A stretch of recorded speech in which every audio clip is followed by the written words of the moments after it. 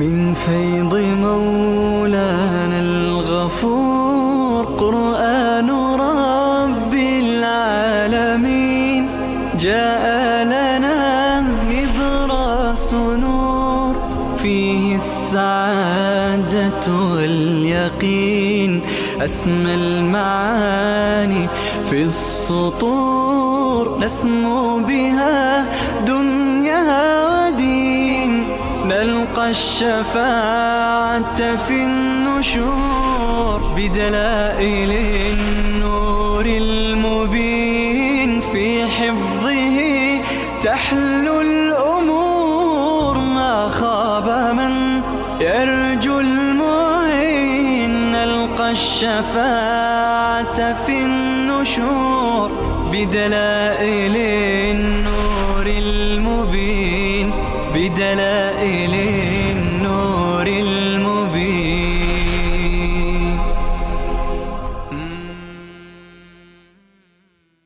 أعوذ بالله من الشيطان الرجيم.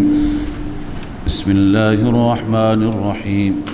والذين صبروا ابتغاء وجه ربهم آنانی هستند که صبر میکنند استقامت میکنند بر دین ابتغاء وجه ربهم برای طلب رضایت ربشان و اقاموا الصلاة و نماز را برپا می‌دارند و انفقوا مما رزقناهم و خرج میکنند از مالی که ما به آنان رزق دادیم سرا و علانیه به صورت مخفی و به صورت علنی خرج میکنند و یدرؤون بالحسنة السیئه به وسیله حسنت دفع میکنند دور میکنند سیئه را.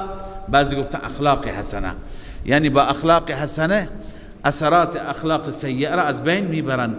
لذا کسانی که این صفات را دارن، ببینید این صفات را اگر شما دقت بکنید در این صفات هم عقاید است هم اعمال است هم اخلاق است، هم باز در اعمال عبادت مالی هست هم عبادت جانی هست. تمام ملاحظات تو این صفات هست. جامعیت در نظر گرفته شده، یعنی یک انسانی جامع باشد، هم عقیدهش خوب باشد، هم عملش خوب باشد، هم طاعت و بندگی نمازش، هم عرض کنم که مواسات و همدردی و خرج کردن در راه خدا، هم اخلاق زیبا و نیکو، همه صفات را داشته باشد. الله می فرماید اولئک لهم عقبى الدار، اینها برایشان عاقبت دار آخرت است، یعنی نتیجه دار و عاقبت محموده زیبا پسندیده مال اینهاست. عاقبت خوب کدومه؟ جنات عدن، یعنی جنات عدن، جناتی که اونجا جای همیشگی و مسکن هستند. یدخلونها، وارد آن جنات میشوند، نه تنها خودشان، تمام اهل و عیالشان. و من صلح من آبائهم، هر کسی که لیاقت داشته باشد، صلاحیت داشته باشد. قبلا این تفسیر کردیم هم در سوره مومن هم جای دیگه که اقربایش خویشاوندانش به بهشت می روند با ایمان خودشان، موحدن، اونها هم صلاحیت به معنی ایمان و توحید. اما از نظر درجه بندی به درجه این عزیزشون نمی رسند، در طبقه پایین تری هستند. الله اینها را میبره با اونها همراه میکند. و من صالح من آبائهم، هر کسی که صلاحیت داشته باشد از پدرانشان، و ازواجهم، از همسرانشان، و ذریاتهم، فرزندان و اولادشان. والملائکة یدخلون علیهم من کل باب، اینها وقتی که در بهشت هستند ملائکه از هر دری وارد می شوند، از هر مسیری بر اینها می آیند و چی می گویند؟ سلام علیکم، سلام بر شما، از هر خطر، از هر آفت، از هر مصیبت در امان باشید ای اهل بهشت. این دعای خیر است. بما صبرتم، این سلام بر شما به خاطر چی است؟ به خاطر صبر شما، به خاطر استقامت بر دین شما که در دنیا استقامت کردید، فنعم عقب الدار. بسیار زیبا هست عاقبت دار. عاقبت یعنی انجام خوب، بسیار زیبا هست که انسان انجامش عاقبتش محموده باشد، خوب باشد، بهشت باشد، روح و ریحان باشد، ناز و نعمت و اکرام و پذیرایی باشد. اما در مقابل اینها، در مقابل این صفات، صفات بندگان بد، صفات بدان، الله می فرماید والذین ینقضون عهد الله من بعد میثاقه. صفاتشون را ببینید، گرچه با اون تفصیل نیست اما عکس اون صفات. اونها یصلون ما یوفون بعهد الله، اینها ینقضون عهد الله. مراد از عهد گفتیم عهد توحیدی، اینها شرک میکنن، نقض عهد میکنن. من بعد میثاقه، بعد از که عهد بستند در وادی الست. و یقطعون ما امر الله به ان یوصل. این فساد عمل است. اولین فساد عقیده، این فساد عمل. قطع میکنند آن چیزی که خدا دستور داده وصلش بکنند. چه چیزی را خدا دستور داده وصل بکنند؟ ببین صله رحمی هم هست، اما قبل از اون وصل کردن یعنی رابطه با خدا، محبت با خدا، عبادت. اول رابطه با خداست، بعدا رابطه با خلق خداست. اما اینها همه را قطع می کنند، نه حق الله را رعایت می کنند، نه حق الناس را رعایت می کنند. و یفسدون فی الارض. فساد سوم فساد اخلاق است، در زمین فساد می کنند. پس اینهایی که هم عقیدهشون خراب، هم عملشون خراب، هم اخلاقشون خراب، اولئک لهم اللعنه. این انسان ها برایشون لعنت است، نفرین است، دوری از رحمت الله. ولهم سوء الدار. برای اینها دار بد است، عاقبت بد در دار بد است. الله یبسط الرزق لمن یشاء و یقدر. خب اینها همه دلائل بودند، بعد از دلائل صفات ذکر شدند. اکنون ادامه اون دلائل، دلائل عقلی گفتیم 8 تا تو این سوره می آید، این هفتمیش هست. ببینید رزق هم به دست الله است. حاصل این دلیل این است که الله هست به کسی میخواهد میده، به کسی میخواهد عرصه را تنگ میکند. ما میبینیم واقعا تقسیم در دنیا بر اساس صلاحیت و استعداد انسان ها نیست. من بارها گفتم خدمت شما که بسیاری افراد هستند از نظر زرنگی، از نظر استعداد، از نظر چالاکی چنان هستند که آدم میگه باید تمام دنیا را اینها جمع میکردن، تمام پولها مال اینها بود، اما اونها نان شب ندارند. زرنگ هستند ولی نان شب ندارند. هستند افرادی که اصلا رشتهشون اقتصاد است، رشتهشون بازرگانی هست، رشتهشون مادیات هست، مدیریت دارند، عرض کنم که دکترا دارند، اما چیزی گیرشون نمیاد، فقیرند، چون در تقسیم مقدرشون نیست. هستند افرادی که ما اونها را هیچی حساب نمی کنیم، نوشتن نامشون را هم بلد نیستن، از نظر سواد، از نظر زرنگی، استعداد، حرف زدن خوب بلد نیستن، ولی الله عزوجل چنان بهشون داده که نمیتونن حساب بکنن. کامپیوترها هم نمیتونن سرمایهشون را حساب بکنن. شما بررسی بکنی همه کسانی که الله بهشون داده از نظر ظاهری بگیم دارای استعداد هستند، نیستند. خیلی از افراد هستند که الله عزوجل همین طور بهش، چون تقسیم بر اساس دانایی نیست، بر اساس تعقل نیست، بر اساس علم و سواد نیست، بر اساس تقدیر الهی هست، او چگونه فیصله کرده. پس این هم یکی از دلائل توحید و دلائل قدرت الله.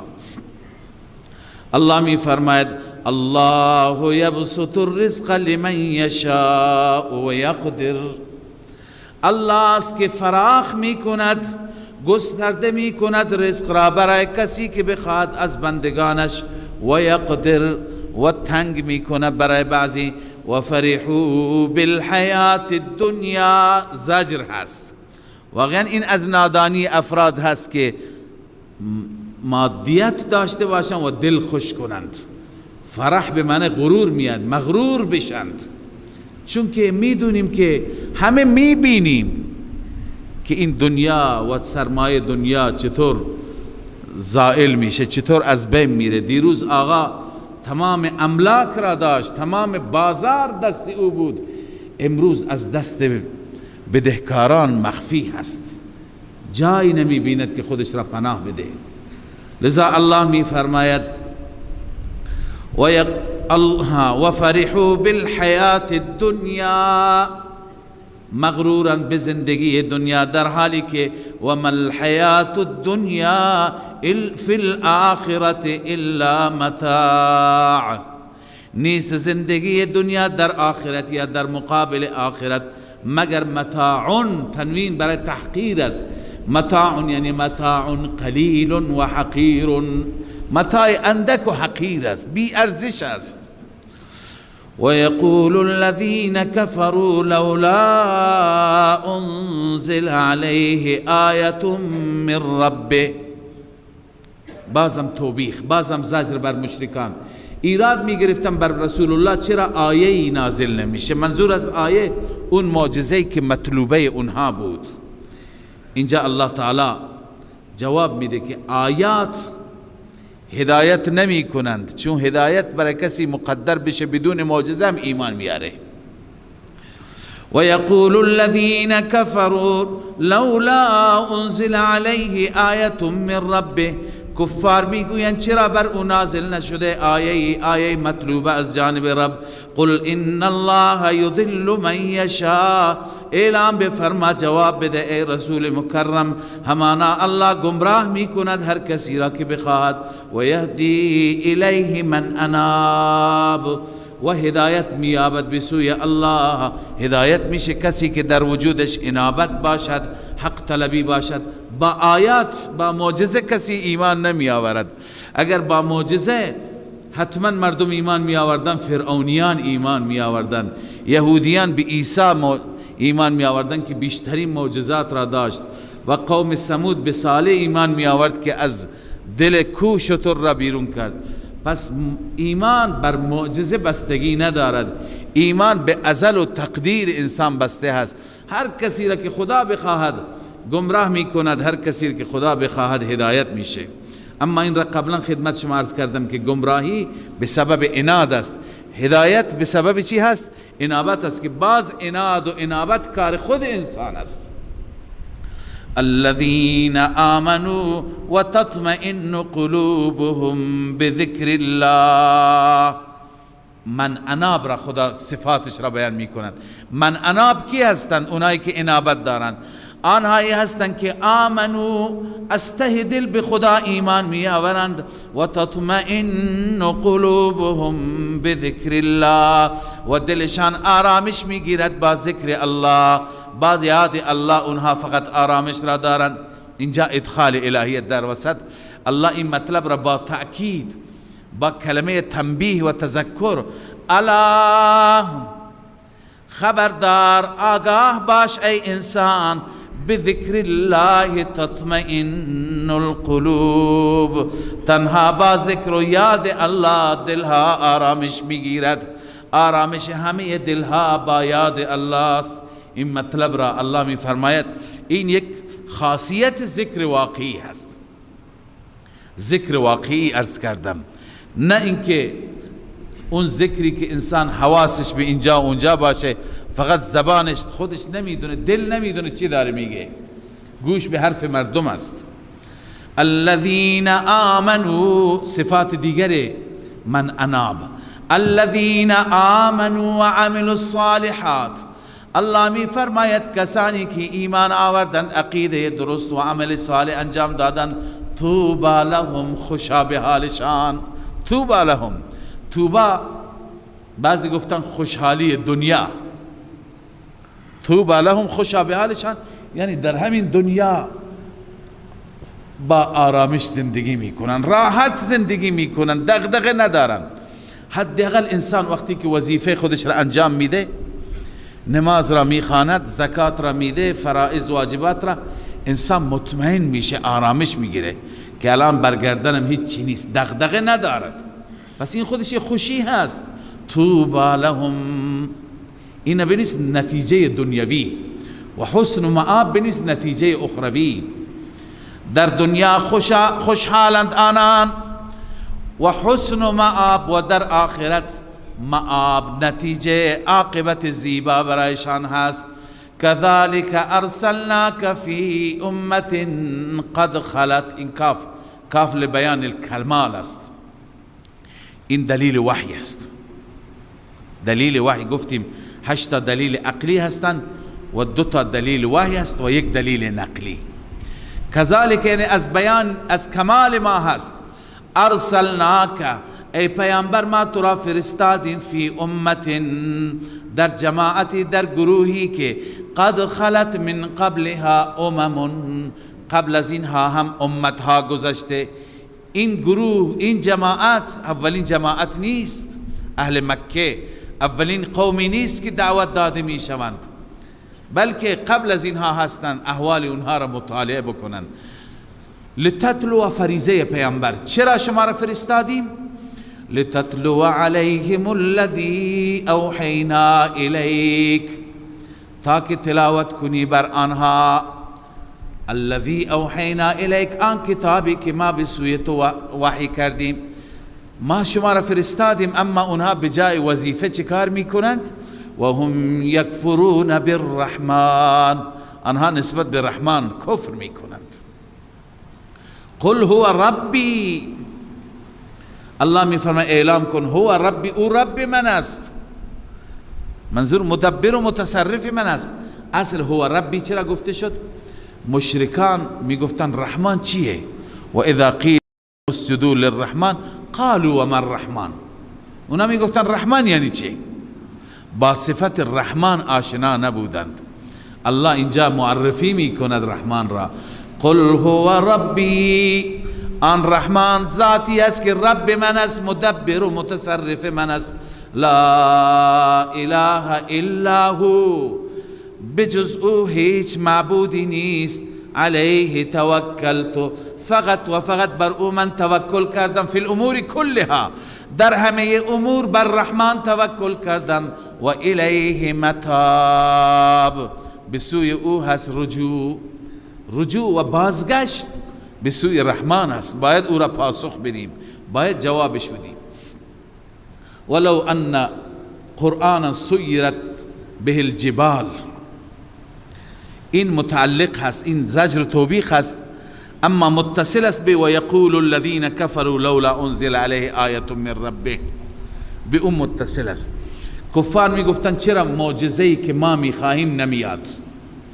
الله تعالی اینجا جواب میده که اگر قرآنی که به وسیله این قرآن وقتی خوانده بشه تمام کوها به سیر بیاند، تمام کوها بچرخند، برقصند، او قطعت به الارض، یا چنان قرآنی خوانده بشه که قرآن معجزه بکند، زمین را پاره کند، زمین را شکاف کند، یا چنان قرآنی که باعث بشه مرده ها بیان بیرون صحبت کنند. یعنی چنین معجزه‌ای تو بیاری بازم ایمان نمی آورن. فلا یؤمنون، جزا مقدر است.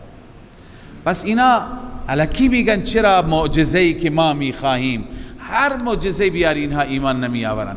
ولو ان قرآنا سیرت به الجبال، اگر قرآنی آورده بشه که سیرت به الجبال، کوها به وسیله اون سیر داده بشوند، او قطعت به الارض، یا شکافته بشه، باز کرده بشه زمین، او کلم به الموتا، یا اینکه به وسیله اون موتا به سخن بیایند، بازم فلا یؤمنون، ایمان نمی آورند. بل لله الامر جمیعا، بلکه تمام امور برای الله، در اختیار الله. افلم ییأس الذین آمنوا ان لو یشاء الله، اینجا ییأس به معنی یعلم هست. آیا نمیدانند؟ آیا نمیدانند الذین آمنوا، مؤمنان که اگر خدا بخواهد لهدى الناس جمیعا، همه را هدایت می کند. اگر خدا بخواهد بالاجبار همه را میگوید یلا ایمان، با اجبار و با زور وادارشو میکند. اما خدا این کار را نمی کند. چرا؟ چون که ولکن لیبلوهم، الله امتحان می کند. ولا یزال الذین کفروا تصیبهم بما صنعوا قارعه. تخویف اخروی است. الله می فرماید همواره کسانی که کفر کردند تصیبهم بما صنعوا قارعه، به سبب عمل کردشان به اونها چی میرسد؟ قارعه. قارعه به معنی مصیبت است. اینجا قبلا خواندیم قارعه اون صدای مهیب گوشخراش را میگن که جگرها را پاره میکند. یعنی اونجا همواره مصیبت، سختی به آنان میرسد. او تحل قریبا من دارهم، این در دنیاست. همیشه در دنیا برای اونها قارعه هست، مصیبت است. یک روز یک مشکل، یک روز یک مشکل دیگه.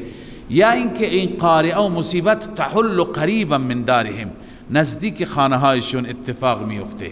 حتی یأتی وعد الله، حتی که وعده الهی بیاد. ببینی از این آیه معلوم میشه که باید انسانها، مؤمنان بالخصوص، از مصائبی که اطرافشون بیخ گوششون میفته باید بترسند. مثلا یه وقتی زلزله میاد تا نزدیک استان ما، کرمان آمده، بم آمده، باید بترسیم. تحل قریبا من دارهم، همینه، نزدیک خانه ما آمده. انفجاری در شهری نزدیک شهر ما آمده، باید بترسیم.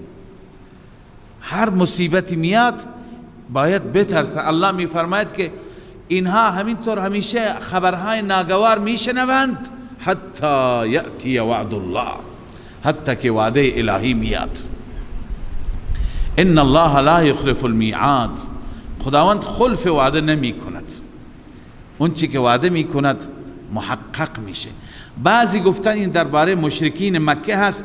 الله می فرما ولا یزال الذین کفروا تصیبهم بما صنعوا قارعه، یعنی این کفار همیشه حرفای ناگوار و مصائب ناگوار بهشون میرسد حتی یأتی وعد الله، حتی که وعده الهی یعنی فتح مکه، حتی که الله عزوجل مکه را، یعنی اونها را خار و زبون میگرداند، شکست میده، مکه را فتح میکند. چنانچه شد.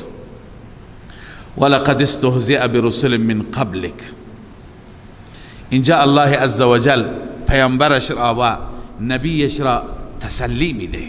هم تسلی برای پیغمبر است، هم تخویف است. ولقد استهزئ برسل من قبلک، همانا استهزاء شدند رسل و پیامبران قبل از شما. فاملیت للذین کفروا، من مهلت دادم کفار را. ثم اخذتهم، الله می فرماید بعد از مهلت من آنها را گرفتم، آنها را مؤاخذه کردم. فکیف کان عقاب، چگونه سخت بود عقاب من، عذاب من. افمن هو قائم على كل نفس بما کسبت، الله می فرماید آیا اون ذاتی که قائم هست بر هر نفس، یعنی خدا که هر جا حاضر و ناظر است، قائم على كل نفس بما کسبت، یعنی مع ما کسبت، بر هر انسانی، بر هر مخلوقی الله عزوجل قائم است، حاضر و ناظر است، بیننده است بر اعمالش. اون با بقیه معبودان برابر است. و جعلوا لله شرکاء، الله می فرماید این ناسپاس ها، انسان های ناشاکر برای خدا شریک قرار دادند. اون ذاتی که بر هر عملی ناظر است، هر چیزی را می بیند، همه چیز را در کنترل دارد. قل سموهم، الله الان بیان می فرماید این شریکانی که شما ذکر کردید برای خدا، سموهم یعنی اوصافشون را بیان بکنید. اینها چه کمالی دارند، چه چیزی را پیدا کردند، چه قدرتی خارق العاده دارند. سموهم یعنی اذکروا صفاتهم، صفاتشون را ذکر کنید. وانظروا، نگاه کنید، هل فیها ما یستحقون به العباده، آیا در وجود اینها صفتی هست که استحقاق عبادت داشته باشند؟ و یستأهلون الشرکت و اهلیت اینکه شریک خدا قرار بگیرند. آیا در میان اینها صفتی هست؟ نیست. پس چرا شما اینها را عبادت میکنید؟ ام تنبئونه بما لا یعلم فی الارض، یا اینکه شما به خدا داری خبر میدید چیزی که خود خدا خبر ندارد؟ ام بظاهر من القول، یا اینکه نه اینا هیچ کدوم حقیقت نیست، بظاهر من القول است، یعنی لا حقیقت له فی الباطن. جلالین گفته یعنی حرفایی که شما میگید فی الباطن حقیقتی نداره، ظاهر است فقط. شما چرا با خدا اینها را شریک میگیری؟ بر اساس چه مدرکی؟ بر اساس چه دلیلی؟ الله عزوجل علت را بیان میفرماید. بل زین للذین کفروا مکرهم و صدوا عن السبیل. علت اصلی تزیین شیطان است. شیطان اعمال شرکیه اینها را مزین و آراسته کرده، به چشم اینها بهترین کار را دارن میکنند. بل زین للذین کفروا مکرهم، بلکه مزین شده برای کسانی که کفر کردند مکر آنان، توطئه آنان. هر توطئه میکنند فکر میکنند چه کار خوبی میکنیم. و صدوا عن السبیل، از راه باز داشته شدند. و من یضلل الله فما له من هاد، هر کسی را که الله گمراه کند به دلیل عناد، برای او هیچ هادی نیست، هیچ هدایتگری نیست. لهم عذاب فی الحیات الدنیا، الله کیفر اعمال اینها را بیان می فرماید. برای اینها عذاب است در زندگی دنیا، یعنی قتل، قید، مرض، مصیبت، همه این مشکلات برای اینها در زندگی دنیاست. اما این دنیا خیلی آسان است. ولعذاب الاخرة اشق، عذاب آخرت بسیار سخت‌تر است. الله پناه بده، اون عذاب بسیار مشکل است. و ما لهم من الله من واق، برای اینها نیست من الله یعنی من عذاب الله من واق، هیچ حفاظت کننده، هیچ کسی که اینها را محافظت کند. خب این تخویف بود، الان برای مؤمنان تبشیر، بشارت. مثل الجنة التي وعد المتقون، الله می فرماید مثال اون بهشتی که متقیان وعده داده می شوند. متقون کی هستند؟ اونهایی که می ترسند از کفر و شرک و گناه و معصیت، اونا متقی هستند.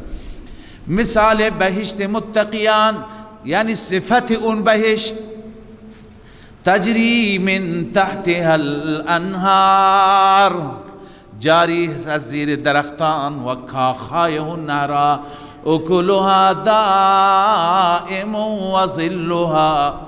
الله می فرماید که میوه های اون همیشگی و سایه های آنجا همیشگی، مثل دنیا فصلی نیست، همیشه.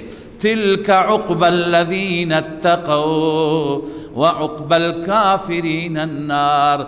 الله می فرماید این عاقبت زیبای کسانی هست که اتقوا، تقوا داشته باشند، از الله بترسند. و اما عاقبت بد کافرین النار، آتش است، اونها عاقبتشون آتش است. والذین آتیناهم الکتاب، اینجا دلیل نقلی هست. گفتیم یک دلیل نقلی تو این سوره هست، اینجا دلیل نقلی هست از اهل کتاب، از کتب سابقه در واقع. والذین آتیناهم الکتاب، کسانی که ما به آنان کتاب دادیم، منظور اهل کتاب مؤمن. یفرحون بما انزل الیک، آنها خوشحالند به اون چی که نازل میشه به شما، ایمان می آورند و خوشحالند. اما و من الاحزاب من ینکر بعضه، بعضی از گروه های اهل کتاب هستند که انکار میکنن بعضی از قرآن را. ببین همه مطالب را انکار نمیکنن، بعضی را انکار میکنن. مثلا مطالب درباره اعمال باشد، درباره اخلاق باشد، درباره معامله باشد، درباره بقیه حدود باشد، نکاح و طلاق، اینا با اونا مخالف نیستن. بعضی همونی که درباره یکتاپرستی باشد، رد شرک باشد، او را انکار میکنن. الله میفرماید قل انما امرت ان اعبد الله. از اینجا معلوم میشه که اونی که انکار میکنه کدوم است. قل انما امرت، این دلیل وحی است. ای پیامبر اعلام کن انما امرت ان اعبد الله، جز این نیست که من امر شدم، دستور داده شدم اینکه فقط و فقط الله را عبادت کنم، ولا اشرک به، من دستور داده شدم که شریک نگیرم با خدا، شریک نسازم احدی را با او، الیه ادعو و الیه مآب، فقط و فقط بسوی او میخوانم و فقط و فقط بسوی او مآب، یعنی مرجع، رجوع، بازگشت بسوی الله است. و كذلك انزلناه حکما عربیا، الله اینجا این کاف بله بیان الکمال است، از کمال ما است که ما نازل کردیم بر تو ای محمد صلی الله علیه وسلم حکما عربیا، یک دستور العملی، یک قانونچه‌ای، آیین نامه‌ای که به زبان عربی هست، به زبان خود شما هست.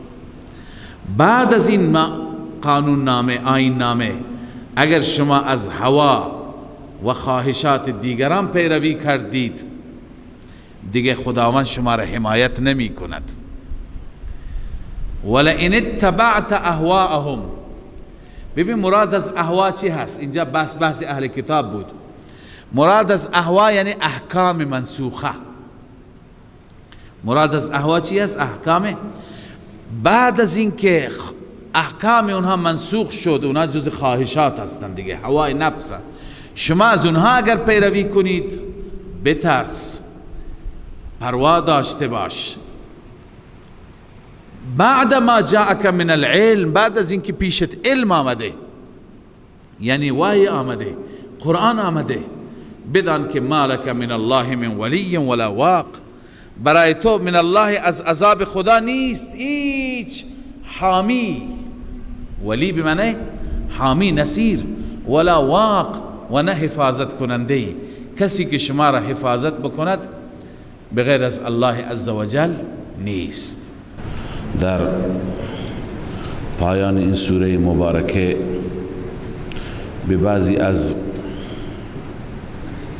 سوالات و اشکالاتی که از طرف مشرکین متوجه رسالت بود به اون سوالات جواب داده میشه، پاسخ داده میشه. یکی از عمده اشکالات اونها این بود که چرا این پیغمبر مثل بقیه انسانها نیاز دارد، زن دارد، فرزند دارد، نیاز به بازار دارد، نیاز به خرید دارد. ما لهذا الرسول یأکل الطعام و یمشی فی الاسواق. از این قبیل اعتراضات که باید صفات این پیغمبر صفات فرشته باشد، الله تعالی جواب داد که ما هرچه قبل از شما پیغمبر فرستادیم همه این گونه بودند، همه بشر بودند. ولقد ارسلنا رسلا من قبلک، اما ما رسول و پیامبرانی قبل از شما فرستادیم. و جعلنا لهم ازواجا و ذریه، برای آنان هم ما همسر و ذریه و اولاد قرار دادیم، اولاد داشتند، ذریه داشتند، همسر داشتند.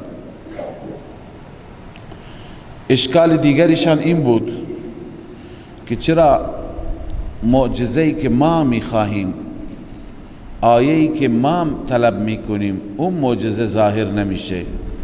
اینو الله تعالی جواب داد. این جواب سوال دوم است. و ما کان لرسول ان یأتی بآیة الا باذن الله، برای هیچ رسولی این اختیار وجود ندارد و نمیتواند هیچ رسولی ان یأتی بآیة، آیه بیاورد، بنویسید چه آیه تکوینی چه آیه تشریعی. یعنی حتی امری از امور شریعت از خود نمیتونه یک پیغمبر بیاره، از آیات تکوینی هم نمیتواند بیارد، الا باذن الله، مگر به اذن الهی. بس سوال دیگرشون و اشکال دیگرشون این بود که اگر این چنین هست و ما تکذیب میکنیم، ما حق را داریم تکذیب میکنیم، چرا بر ما عذاب نمیاد؟ خب چند وقتی که ما قبول نکردیم، نپذیرفتیم، انکار کردیم، چرا عذاب نیامده؟ اینجا الله جواب میده لکل اجل کتاب، برای هر مدتی و میعادی، هر میعادی مکتوب هست، نوشته شده هست. الله تعالی همه چیز را نوشته. یمحو الله ما یشاء و یثبت و عنده ام الکتاب. الله تعالی اینجا باز جواب سوال چهارم است. بس وقتی که خدا همه چیز را نوشته، مکتوب، وقتی عذاب مشخصه، برای ما هم عذاب میاد، پس ایمان آوردن ما چه فایده؟ برای ما وقتی که فیصله شده که باید ایمان باید عذاب داده بشیم، باید که بر ما عذاب بیاد، پس چرا ما را به سوی ایمان دعوت میده؟ عذاب کی میاد؟ ما ایمان بیاریم، ایمان نیاریم، عذاب مکتوب است، عذاب نوشته شده. الله عزوجل چهارمین این اشکال را و یمحو الله در اینجا جواب میده که الله تعالی همه چیز را نوشته، ولی محو میشه. بعضی چیزها را الله تعالی که فیصله کرده تبدیل میشه، عوض میشه. تقدیر الهی اگر اینها ایمان بیاورند، عذاب از اینها دفع می شود. یمحو الله ما یشاء، آن چیزی که خدا بخواهد از بین میبرد، و یثبت، و هر چی که بخواهد ثابت نگه میدارد. و عنده ام الکتاب، نزد او هست ام الکتاب. منظور از ام الکتاب یا لوح محفوظ است، یا علم الهی هست، یا تقدیر است. نزد الله از همه چیز، یعنی در علم الهی نوشته، در لوح محفوظ وجود دارد. و اما نورینک، اینجا تخویف دنیوی هست و خطاب به پیغمبر است. الله تعالی می فرماید ای پیغمبر من، ما چه در حیات شما اونها را عذاب بدیم، به شما نشون بدیم، یا اینکه در حیات شما عذاب ندهیم. علی ای حال، شما وظیفه خودتون را انجام بدید. کار شما بلاغ هست، رساندن مطلب هست، پیام خداست. بعد از اون حساب و کتاب اون با ماست. الله می فرماید و اما نرینک بعض الذین نعدهم، اگر ما به شما نشان بدیم بعضی آنچه که ما وعده کردیم با آنها، او نتوفینک، یا قبل از نزول عذاب ما شما را وفات بدیم، شما را به ملاقات خود ببریم، فانما علیک البلاغ و علینا الحساب، جز این نیست که بر شما فقط رساندن است، و علینا الحساب، بر ما حساب است، لا علیک، حساب و رسیدگی به امور اونها این بر ما هست. حال الله تعالی یکی از دلائل حقانیت و صداقت پیغمبر را بیان می فرماید. اون اینه که اگر پیغمبر از خود بود، از طرف خود بود، هیچ وقت پیشرفت نمی کرد. اگر العیاذ بالله ادعایش ادعای کاذب بود، خب چنین فردی یا افرادی قبلا خواندیم که این فرد یا افراد نهضتش به پیش نمیره، خدا اجازه نمیده. اما این پیامبر را میبینید که هر روز به پیش میره، هر روز میبینید که زمین اونها کم میشه، سرزمین اونها کم میشه. به چه معنا؟ یعنی بلاد کفر فتح میشه، بلاد کفر در سیطره اسلام داخل میشه و زمین از هر طرف بر اونها یعنی عرصه تنگتر میشه. خب این پیغمبر که روز به روز رو به پیش رفته است، این دلیل به چی هست؟ به حقانیت، به صداقت روزی یکی از قبایل ایمان می آورد، یک روستا، یک شهر، همینطور عرصه بر اهل شرک، بر مشرکین مکه روز بروز چی میشه؟ تنگتر می شود. الله می فرماید اولم یروا انا نأتی الارض ننقصها من اطرافها، آیا آنها نمید بینن که ما نأتی الارض، البته این مقدمه عذاب است، همین که عرصه بر اونها تنگ میشه، انا نأتی الارض، ما به سرزمین میاییم، به زمین میاییم که ننقصها من اطرافها، از اطراف او را کم میکنیم. عرض کردم بهترین توجیه که کم میکنیم به این معنا هست که ما بلاد را فتح میکنیم، بلاد تحت سیطره اسلام و مسلمانان در میان، بلاد شرک، بلاد کفر و هم مسلکان اونها روز بروز کمتر میشن. والله يحكم لا معقب لحکمه، الله همه چیز را فیصله میکند و هیچ کسی نیست که تعقیب کننده حکم الله باشد، او را پیگیری کند. و هو سریع الحساب، اون ذات سریع الحساب هست. الان درباره این ننقصها من اطرافها یا نأتی الارض ننقصها من اطرافها، منظور از ارض چی هست؟ تفسیر خازن نوشته یعنی ارض الشرک، منظور از ارض یعنی ارض الشرک. قال اکثر المفسرین المراد منه فتح ارض الشرک، اکثر مفسرین گفتن منظور از این آیه فتح بلاد شرک است. فإن ما زاد في دار الاسلام فقد نقص في دار الشرك. خازن هرچی که در دار الاسلام اضافه میشه به همون مقدار از دار شرک چی میشه؟ کم میشه. پس این هست نأتی الارض. بله. وقد مكر الذين من قبلهم فلله المكر جميعا. الله می فرماید که اینها قبلا هم این نیرنگ ها را، توطئه ها را کردند. قبل از اینها مشرکان، کفار دیگری که بوده در دنیا، اما الله می فرماید فلله المکر جمیعا، یعنی تدبیر، برنامه ریزی فقط و فقط برای الله است. اون تدبیری که الله بفرماید، اون مکری که خدا داشته باشد، اون عملی میشه، اون مؤثر میشه. یعلم ما تکسب کل نفس، اون خدایی که از همه احوال شما خبر دارد، میداند آنچه که هر نفسی کسب میکند.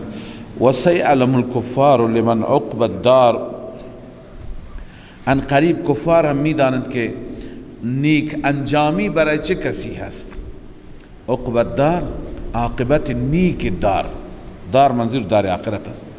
عاقبت نیک دار یا انجام نیک برای چه کسی هست. باز هم اعاده انکار رسالت. و یقول الذین کفروا لست مرسلا، کفار میگویند شما پیامبر خدا نیستی، شما فرستاده خدا نیستی. قل کفا بالله شهیدا بینی و بینکم و من عنده علم الکتاب، الله کافی است از نظر گواه بین من و بین شما. گواهی خدا کافی است که تو رسول به حق خدا هستی، فرستاده به حق خدا هستی. همچنین و من عنده علم الکتاب، گواهی اون کسی که علم الکتاب نزد او هست. علم الکتاب نزد کی هست؟ بعضی گفتن منظور جبرائیل است، یعنی خدا کافی است و جبرائیل امین. بعضی گفتن و من عنده علم الکتاب، علماء راستین اهل کتاب مراد هستند، یعنی خدا کافی است و علماء اهل کتاب و پیروان راستین اهل کتاب که گواهی میدهند.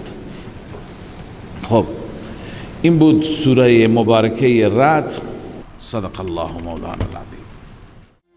من فيض مولانا الغفور قرآن رب العالمين جاء لنا نبراس نور فيه السعادة واليقين أسمى المعاني في السطور نور نسمو بها دنيا ودين، نلقى الشفاعة في النشور بدلائل النور المبين، في حفظه تحلو الأمور، ما خاب من يرجو المعين، نلقى الشفاعة في النشور بدلائل النور المبين، بدلائل